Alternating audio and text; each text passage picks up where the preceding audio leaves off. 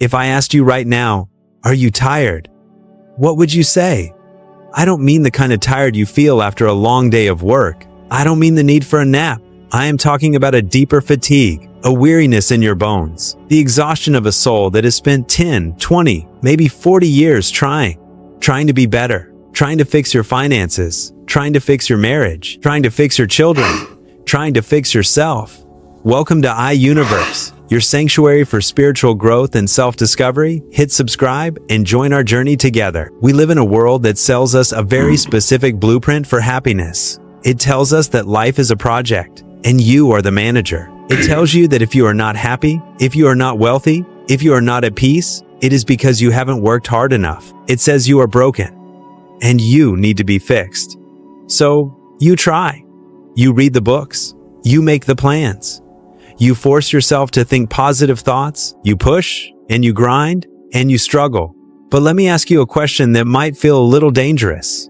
Does it work? Or do you feel like you are running on a treadmill? Moving faster and faster, sweating, panicking, exhausting every ounce of your energy, only to look down and realize you haven't moved an inch. In fact, sometimes it feels like the harder you try to grab hold of the life you want, the further away it slips. Like trying to grab a bar of wet soap in the shower, the tighter you squeeze, the faster it shoots out of your hand. If you feel this way, I want you to know something important. You are not failing. You are not doing it wrong. You are simply caught in a psychological and spiritual paradox that most people never understand until it is too late. It is called the law of reverse effort. The British philosopher Alan Watts often described this as the backwards law. He said, when you try to stay on the surface of the water, you sink. But when you try to sink, you float. Think about the last time you couldn't sleep. It's 2 a.m. You have a big day tomorrow. You need to sleep. So you close your eyes and you command yourself, sleep. I must sleep right now. You try to relax your muscles. You try to force your brain to shut off. What happens? You become wide awake. Your heart starts racing. The anxiety builds. The effort to sleep is the very thing preventing sleep. Sleep is a natural byproduct of letting go, but you cannot try to let go. Trying is tension. Letting go is the absence of tension. This is the tragedy of the modern adult life. We are applying the energy of warfare, struggle, force, tension to things that require the energy of surrender. You have spent years treating your life like a problem to be solved. You look at your bank account, your body, or your past mistakes, and you say, "This is wrong. I must fix it." But here is the shocking truth that we will explore today. Fixing implies that you are broken. Every time you try to fix yourself, you are sending a powerful signal to your subconscious mind that says, I am not enough. I am lacking. I am defective. And because the universe responds to your deepest beliefs, not your surface level wishes, it gives you more of that feeling. It gives you more things to fix. It gives you more brokenness. You are not pushing your desires away because you are lazy. You are pushing them away because you are trying too hard. You are suffocating the seed before it has a chance to grow. Today, we are going to stop running. We are going to step off the treadmill. I am going to show you how to utilize the law of reverse effort to attract what you want, not by force, but by flow. It requires a completely different way of seeing the world. It requires you to do the hardest thing a human being can do. Stop fighting your own life. Imagine for a moment a man who has fallen into deep, dark water. He doesn't know how to swim well. Panic sets in. What is his first instinct? It is to survive. It is to fight. He begins to thrash his arms violently. He kicks his legs. He screams. He gasps for air. He is putting 100% of his effort into staying alive. But what happens? The water creates turbulence. His frantic movements push the water away, creating voids that he falls into. The more he struggles, the faster he sinks. The water, which has the natural buoyancy to hold him up, ends up swallowing him, not because the water is cruel, but because he is fighting the physics of his own buoyancy. Now, imagine a second man in the same water. He realizes the danger, but he understands the nature of the water. He leans back. He spreads his arms. He fills his lungs with air and simply lies there. He exerts almost zero effort, and the water lifts him. This is the hardest lesson of our lives. Desperation repels the very thing you are trying to say. Look at your own life. How many times have you acted like the drowning man? Think about relationships. We have all seen the person who is desperate for love. They need it. They crave it. They text too much. They worry constantly. They try to mold themselves into what they think the other person wants. They are working so hard for love. And what does that desperation feel like to the other person? It feels heavy. It feels suffocating. It sends a silent signal that screams, "I am empty. Please fill me." And instinctively, people pull away. The harder they chase, the faster love runs. Now, think about money. The mindset of, "I must make money. I am terrified of being poor," is a mindset of scarcity. When you operate from panic, you make short-sighted decisions. You cling to safety. You are too afraid to take the wise risk. You are so busy pinching pennies to survive that you miss the opportunities to thrive. You are thrashing in the water. This leads us to a profound psychological truth. It is a concept that might hurt to hear, but it is necessary to heal. The moment you say, "I want," you are really saying, "I lack." When you stand in front of the mirror and say, "I want to be confident," you are reaffirming to your brain, "I am currently insecure." When you say, "I want to fix my life," you are reaffirming, "My life is currently broken." Your subconscious mind does not listen to what you want. It listens to who you are. And if your identity is wrapped up in the struggle, if your identity is the person who is trying to fix things, then you will always be trying and never fixing. You will always be the traveler, never the arrival. Aldous Huxley, the great writer, explained this beautifully. He said that the more we try to do something with our conscious will, the less we succeed. Proficiency and results come only when we stop straining. Think about a pianist. If a pianist is on stage, thinking hard about every finger movement, worrying about hitting the wrong note, trying desperately to play perfectly, they will be stiff. The music will be robotic. They will likely make a mistake. Greatness happens only when they stop trying to play and simply play. When they let the music flow through them, they enter a state of non-doing. You have been told that effort is a virtue. And yes, action is necessary. We must chop wood and carry water. But there is a difference between inspired action and anxious effort. Anxious effort is fueled by the fear that you are not enough. It is the thrashing of the drowning man. It is exhausting, and it pushes your desires away because it is rooted in the belief that you don't have what you need. Inspired action, on the other hand, comes from a place of trust. It is the man floating on his back, paddling gently to shore. He is still moving. He is still taking action. But he is not fighting the water. He is working with it. So, how do we switch? How do we stop the thrashing and start floating?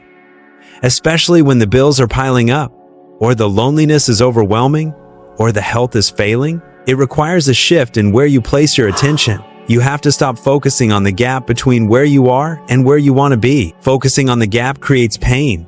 It creates the feeling of, "I am not there yet."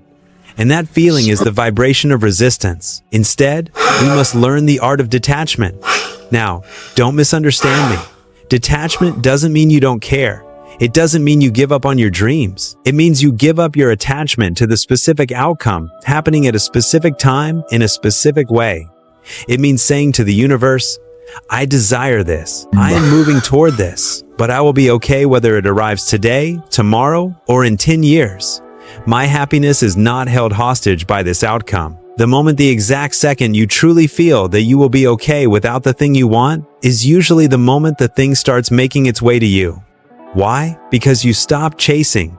You stop creating the wind that blows the butterfly away. You became still. In the next part of this video, we are going to talk about how to practically apply this. How do you let go when you are terrified? How do you trust the water when you feel like you are sinking? We are going to replace the habit of fixing with the habit of allowing. I can hear a voice in your head right now. It is a voice of fear. It is whispering, "But if I stop trying to fix my life, won't everything fall apart? If I don't worry about my children, who will? If I don't stress about the money, won't I go broke? If I stop fighting, won't I lose?" This is the great illusion of control. We believe that our worry is the glue holding the universe together. We believe that if we stop obsessing for even 1 second, disaster will strike. But let's look at the reality. Has your worry ever actually solved a problem? Has your sleepless night ever paid a bill?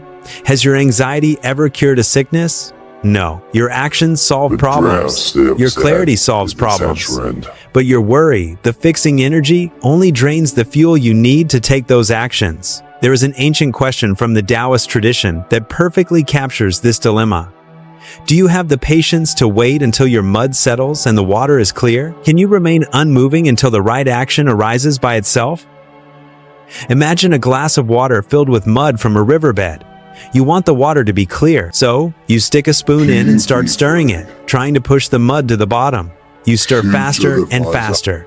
You try to force the clarity. What happens? The more you stir, the cloudier it gets. The only way to clear the water is to leave it alone. You must step back. You must trust gravity. You must trust time. Slowly, without any effort from you, the heavy mud sinks to the bottom, and the water becomes crystal clear. This is what we must do with our lives. When you are in a crisis, a health scare, a financial hole, a broken heart, your mind is like that muddy water. You are frantic. You are grasping for solutions. The law of reverse effort says, stop stirring. This brings us to the most misunderstood word in the English language, surrender. To most of us, surrender sounds like defeat. It sounds like losing a war. It sounds like giving up, but true spiritual surrender is not weakness. It is the ultimate strength. It is not passive resignation. It is active acceptance. Resignation says, I give up. I am a victim. There is no hope. That is a low vibration. Surrender says, I stop fighting reality. I accept that this is where I am right now. I put down the heavy baggage of how it should be, and I work with what is. Think of a master judo fighter. When an opponent pushes him, he doesn't push back. If he pushed back, it would be a contest of strength, and the stronger one would win. Instead, when the opponent pushes, the judo master pulls. He uses the opponent's own momentum to throw him. He flows with the energy, not against it. Life is your opponent. When life pushes you with a difficulty, and you push back with anger and resentment, why is this happening to me? This isn't fair. You create a collision, you get hurt. But if you surrender, if you say, okay, this is happening, I don't like it, but I accept it as here, you suddenly gain the upper hand. You are no longer wasting energy on resistance. You are clear. You are calm. And from that place of calm, you can see the solution that was invisible when you were panicking. So, how do you actually do this? How do you practice not stirring the water in your daily life? It starts with a simple shift in language. Stop using the word problem. Start using the word situation. A problem is something that attacks you. It carries emotional weight. It demands to be fixed. It makes you a victim. A situation is neutral. It is just a set of facts. It is objective. I have a debt problem feels heavy. It feels like a cage. I have a financial situation where my expenses exceed my income is just a fact. It is a puzzle to be solved, not a monster to be feared. When you neutralize the emotion, you stop the fixing panic. You enter what I call the neutral point. The neutral point is that space where you are not forcing positive thinking, which can be fake, but you are also not drowning in negative thinking. You are just here. You are observing. From this neutral point, you can ask a different question. Instead of asking, how do I fix this disaster? Ask yourself, what is the one small natural step I can take right now? Not the step to save your whole life. Just the one step for this moment. Maybe it's making one phone call. Maybe it's drinking a glass of water. Maybe it's just resting. When you act from the neutral point, your actions are powerful. They are precise. They are like a laser beam, not a shotgun. You are moving with the current of the river, not trying to swim upstream. And do you know what happens then? The universe notices. When you stop acting like a desperate beggar, clinging to outcomes, and start acting like a calm master of your own soul, the dynamic changes. The things you are chasing, peace, stability, love, turn around and start moving toward you. In the final part of this video, we are going to talk about the beautiful paradox of the outcome. We will discuss how to live with intention without tension, and I will leave you with a final thought that might just change the way you wake up tomorrow morning. There is a beautiful story about a master archer teaching his student. The student steps up to the line. He picks up his bow. He places the arrow. He pulls the string back with all his might. His face turns red. His muscles shake. He is aiming so hard, staring at the target with intensity, terrified of missing. He holds it, and holds it, and holds it. The master walks over and gently touches his shoulder. He says, you cannot hit the target if you never let go of the string. This is the law of reverse effort in its purest form. Your desire, your wish for a better life, for health, for love, is the arrow. Your preparation, your skills, your actions, that is the pulling of the bow. But the result? The magic? The actual flight?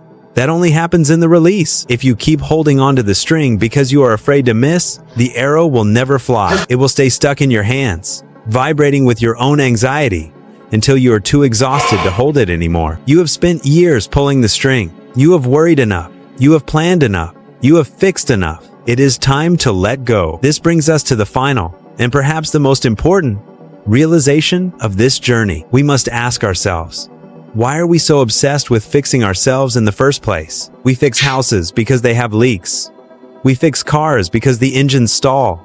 We fix things that are broken, but you are not a broken thing. You are a human being. You are a fluid, changing, evolving process. You are like a river. Does a river need to be fixed? No, it flows.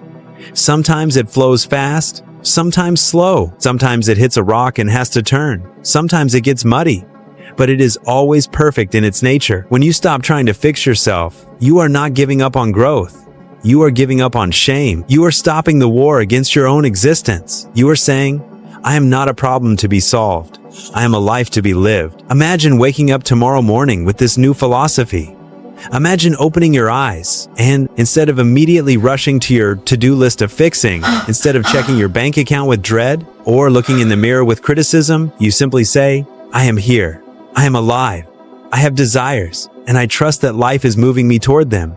Today, I will not force. Today, I will flow. Think of how much energy that would free up. All that energy you used to spend on worrying, on regretting, on trying to control the uncontrollable. It all comes back to you. And what happens when you have that energy back? You become magnetic. You become lighter. You become the person you were always meant to be before you started trying so hard to be someone else. The irony of the law of reverse effort is this. When you stop trying to get it, you finally get it. When you stop needing the approval of others, you become confident and people love you for it. When you stop hoarding money out of fear, you become generous and open, and opportunities flow to you. When you stop trying to force happiness, you find content and joy naturally arises. So, I invite you to try an experiment just for the next 24 hours. Take your hands off the steering wheel. Stop stirring the muddy water. Put down the heavy toolkit of fixing. Just be. Trust that the seeds you have planted are growing underground, even if you can't see them yet. Trust that you don't need to dig them up every hour to check if they have roots. You have done enough. You are enough. Take a deep breath in. And as you breathe out, let go of the string. Let the arrow fly. Thank you for spending this time with me. If you found peace in this message, you don't need to do anything. Just take this feeling with you into your day. You are safe, you are whole, and everything is unfolding exactly as it should.